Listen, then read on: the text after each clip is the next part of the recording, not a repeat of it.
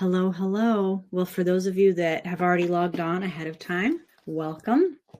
I'm going to go ahead and get started since you guys are here and I don't want you to have to wait. If you have questions, please pop them in the chat and I will frequently be checking the chat. I'm assuming you can all hear me. If you can, I would actually appreciate if you could pop that in the chat, but I'm going to assume that yes, you guys can hear me. So let me go ahead and pull up my slides here. All right, I'm going to go ahead and get started. So this should be a pretty quick talk. I'm going to try and get this done in about 20 minutes. I want to keep these concepts really basic and straightforward for you. So first of all, I love this strawberry. I got this strawberry when I first wrote this talk about 12 years ago, and I have been carrying this little strawberry with me through all of my cleansing talks. And I just have to say how much I love that strawberry because it makes it really fun. So cleansing, we've all heard about cleanses and detoxes, and I think it's interesting to think about what the different ways of doing them. There's juice cleanses and water cleanses, and there's fasts, and there's all these different ways of kind of referring to it. So first, let me explain why would we need to do a cleanse? Well, our bodies are innately very well equipped to eliminate toxins. The problem is that the amount of toxins that we're exposed to, it ends up preventing, it's so many toxins now than it was 50 years ago that our elimination pathways have gotten stagnant and sluggish. And our livers are having to deal with so many more toxins. So they're not as efficient at dealing with these toxins anymore. And eventually what happens is you get a buildup of toxins, and then that affects all sorts of things in the body. So what is a cleanse? So basically, a cleanse is a short-term dietary change that can last anywhere from 3 to 21 days. And it really focuses on two things. It focuses on removing toxins from the body, removing environmental exposures, minimizing everywhere where we could be potentially be getting exposed to toxins. And then the second thing it's doing is to support what are called the emunctories, which I think is a really funny word. But an emunctory are all of our elimination pathways, and we will go through those at the end. Basically, there's 4 emunctories: our liver, our skin, our kidneys, and our bowel.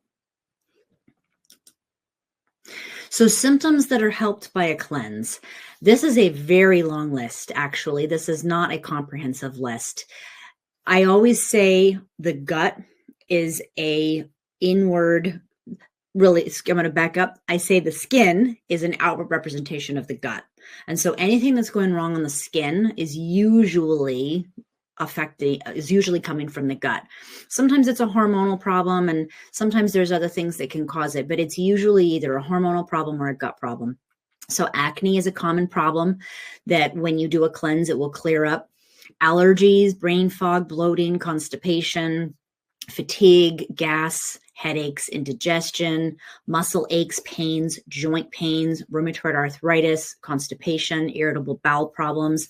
All of these conditions are usually improved by doing a cleanse. Now, when I say cleanse, a lot of my patients cringe because they think that it's going to be a whole lot harder than it is. And you know, the perception of the difficulty of the cleanse is very much in the eye of the beholder. Some people are going to be overwhelmed by a detox, but then I try to say, well, let's customize a detox so that it's not so overwhelming for you.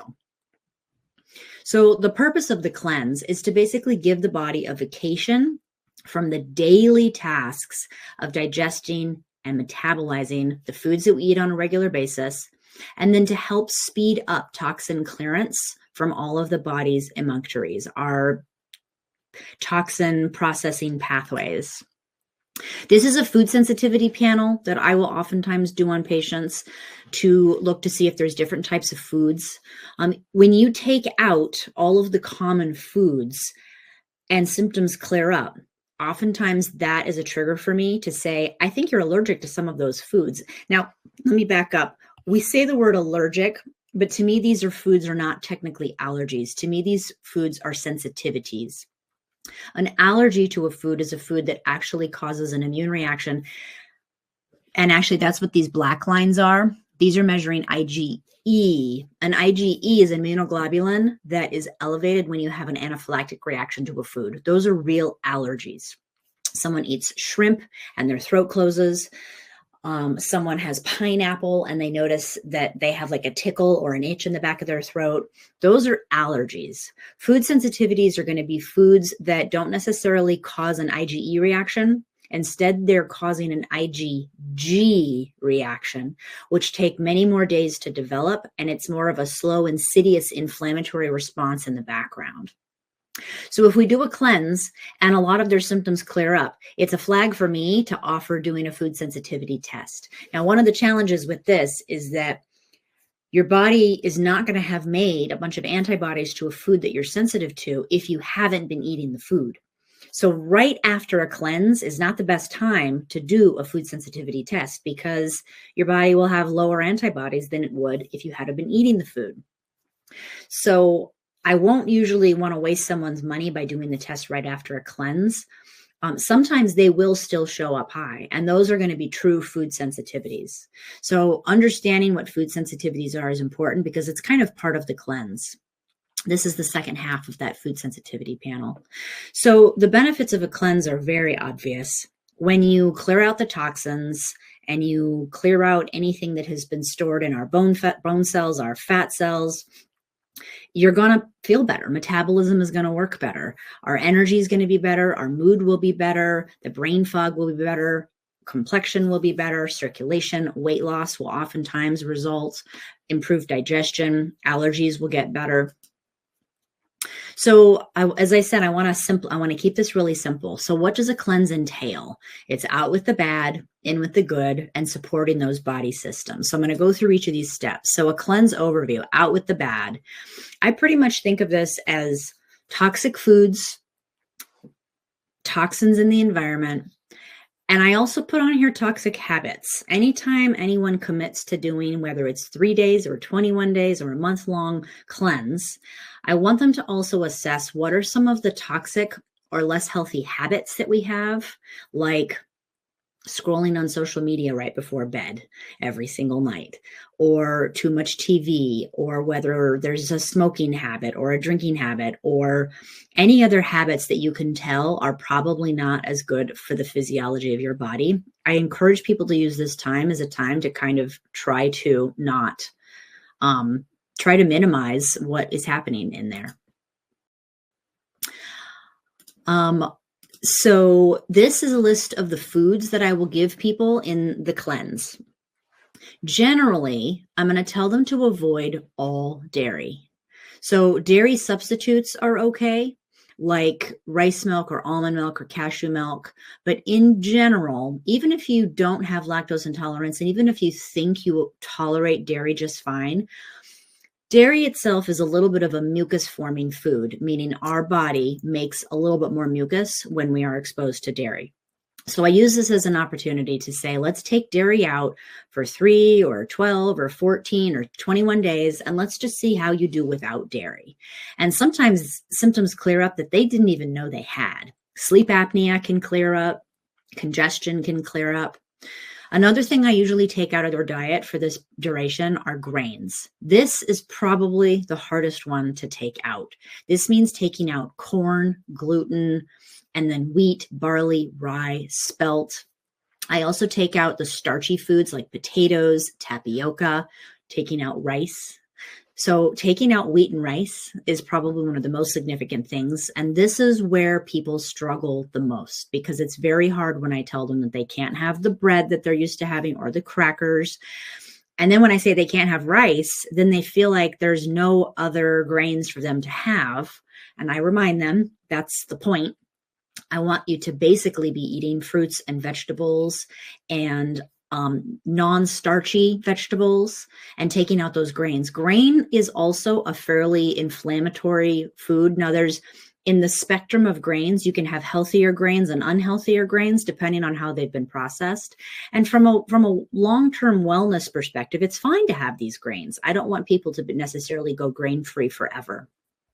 But doing a 1 or a 2 or a 3 week avoidance of grains can really be fantastic for the immune system and for as a reset. You're basically letting the body pause on these things that it has to regularly process. Now, in the protein category, you're basically just wanting to eat clean. So as long as you're eating ideally organic, most of your animal proteins are totally allowed.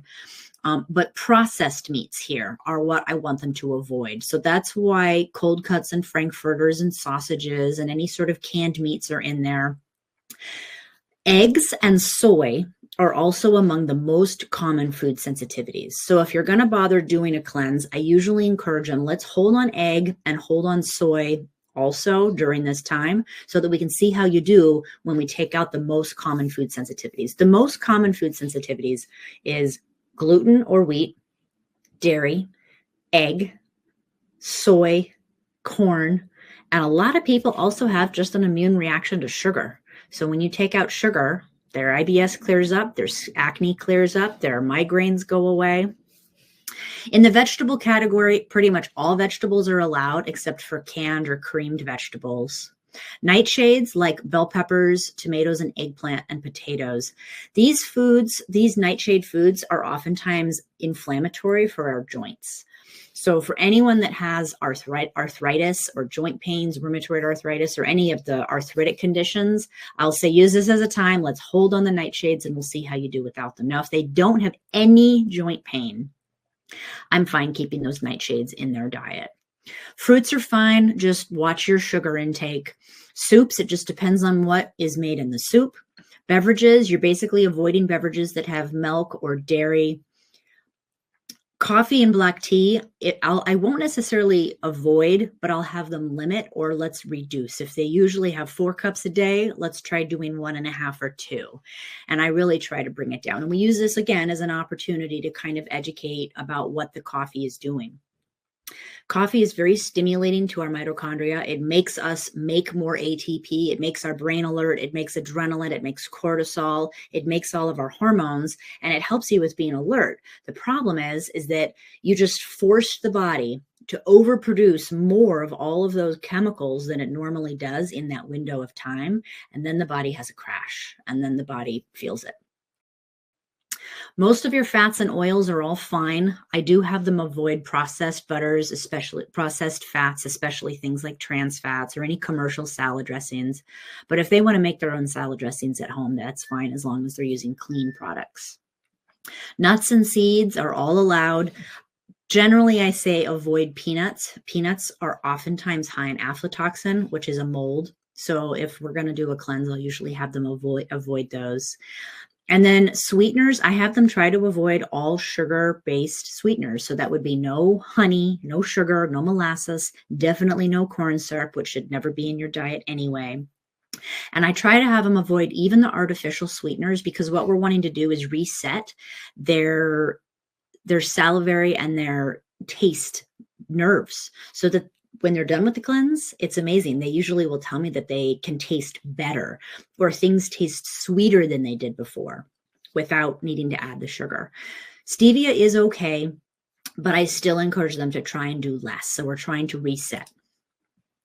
So here's just a list of the bad, of the things that we're trying to avoid. So sugar, fake oils, trans fats, dairy, commercially fed animals, but organic and, pasture raised, grass-fed animal protein is fine. Avoid processed meats, gluten, alcohol.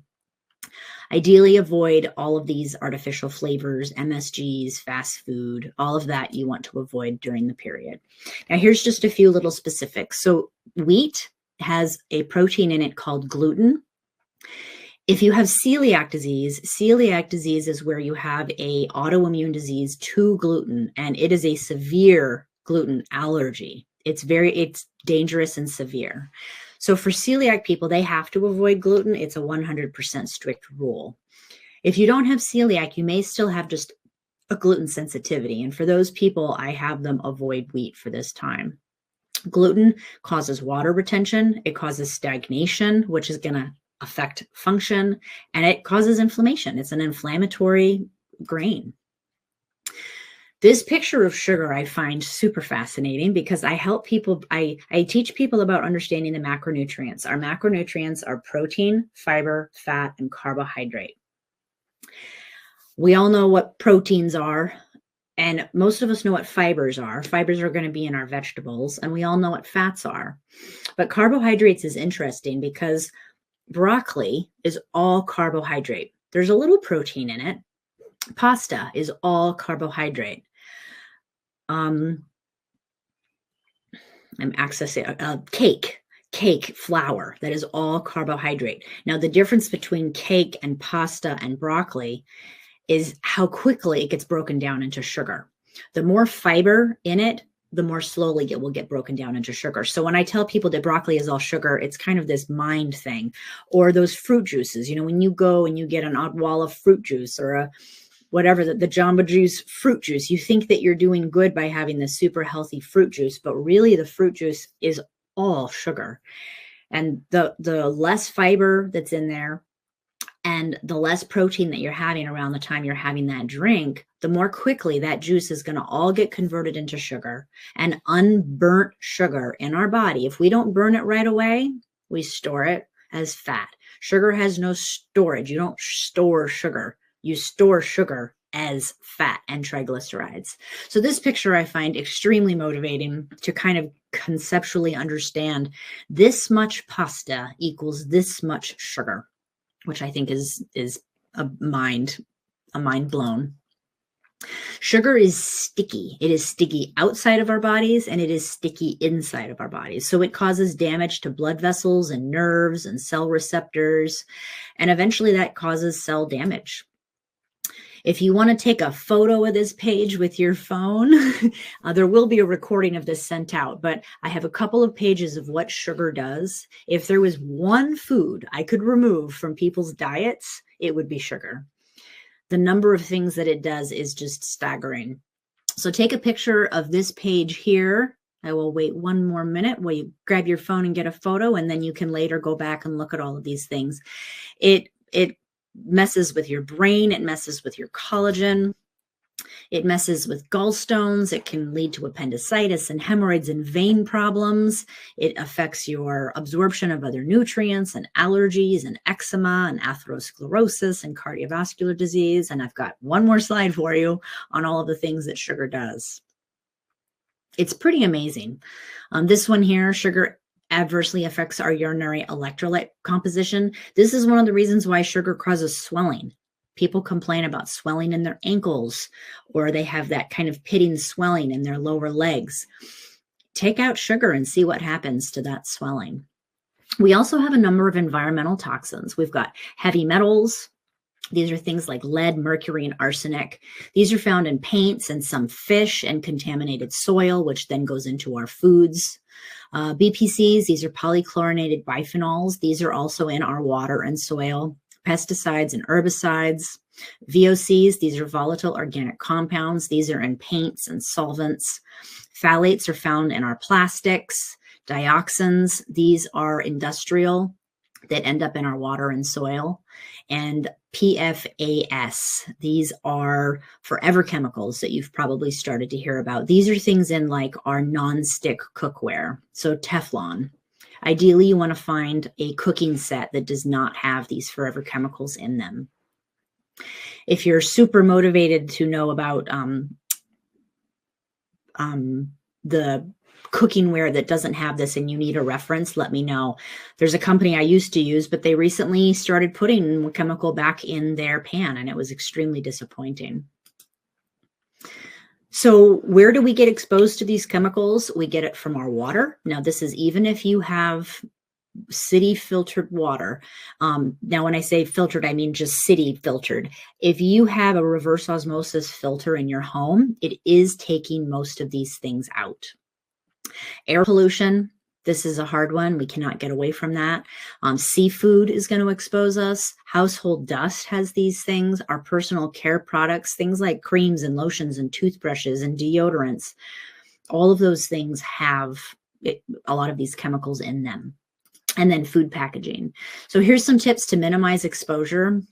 Get a water filter. Choose natural cleaning products. There's two companies that I'm familiar with, 7th Generation and Method. Wash your fruits and vegetables, especially if you're buying non-organic. And I have a vegetable washing recipe I can give you on the next page. Check with local water quality reports if you want to know more information, and I have some sites on that in a minute. Maintain good ventilation. I would recommend air filters for your home. And then really just kind of start to educate yourself about which products have fewer of these chemicals in them. Here's another page if you want to take a photo of cleaning your vegetables. So you can just rinse your vegetables with a little bit of water and vinegar. That's a nice way to help to get off a lot of the chemicals if you're having non-organic vegetables. You can also rinse them in baking soda. You can also use salt. Avoid commercial soap or dish detergent or bleach. Those can actually be absorbed into your vegetables and you're not going to want to be exposed to them.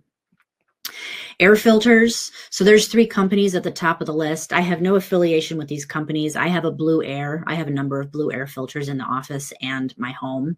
And when you're looking for a filter, you want to make sure it's a HEPA filter. The HEPA filter is going to actually take out the most of these chemicals. Here's a few websites if you'd like to check out, if you want to look at water quality and air quality in your area. So back to our cleanse. So we talked about out with the bad. Now we want to talk about in with the good and how do we support our emunctories. So back to this list of foods. We already talked about all the foods to avoid. And when I went through the avoid lists, I think most of the foods that are allowed are pretty straightforward. Any of your dairy substitutes are allowed. So any of those new milks, nut milks are allowed, cashew milk are allowed. We individually decide, do you avoid grain for the entire duration or do you take out the grain for just half and then reintroduce it? You can also do some starches like sweet potatoes and yams or squash, beets, or carrots. Those are going to be lower glycemic starches that are fine. All of your animal proteins are allowed as long as they're clean. All of your vegetables are allowed as long as they're not creamed or canned. All of your fruits are allowed. Be careful with fruit juice. It's high in sugar. So if you're going to do fruit juice, make sure you're diluting it like a 1/4 fruit juice, 3/4 water. Soups, beverages, no sugar. All of your oils are allowed minus the commercial. Nuts and seeds are all allowed minus peanuts. And generally try to limit your sweeteners. Stevia is allowed. So supporting the emunctories. So our emunctories, as I said, this is a Greek word and it means to excrete or to cleanse out. It's an excretory duct. So we have our liver, our skin, our kidneys, and our bowel. So anything we can do to support each of these parts of our body. So loving your liver. This is one of our primary detoxification organs. It's responsible for metabolizing hormones and medications and supplements and alcohol. It cleans the blood coming from the intestines before it goes into the rest of the body. It makes bile, which then helps us with absorbing our fats.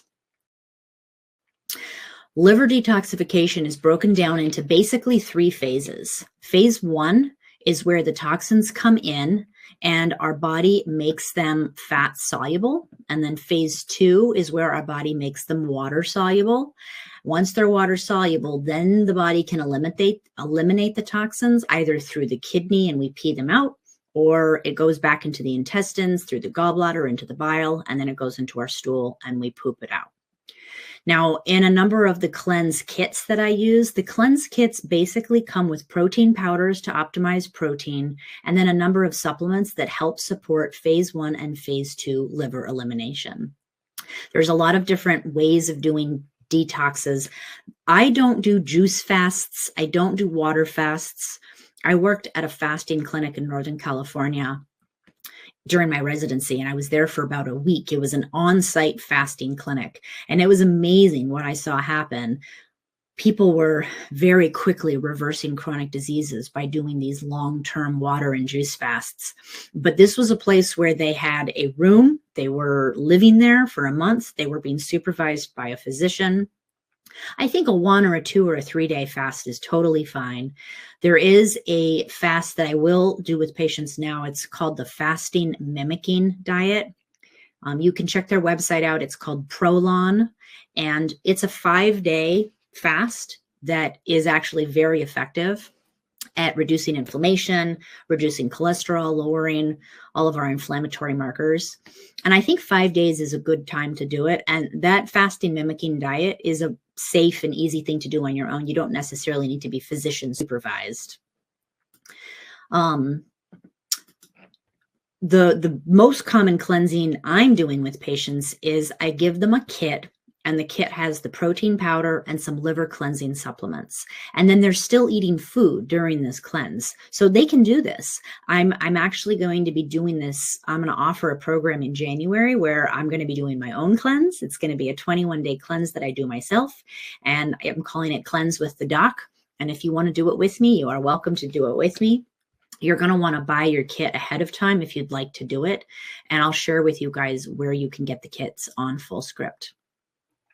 So love your liver. I am a tea fan, and so there's some teas that I can recommend that you'll do. And if you do the cleanse with me in January, I'll be sharing these with you.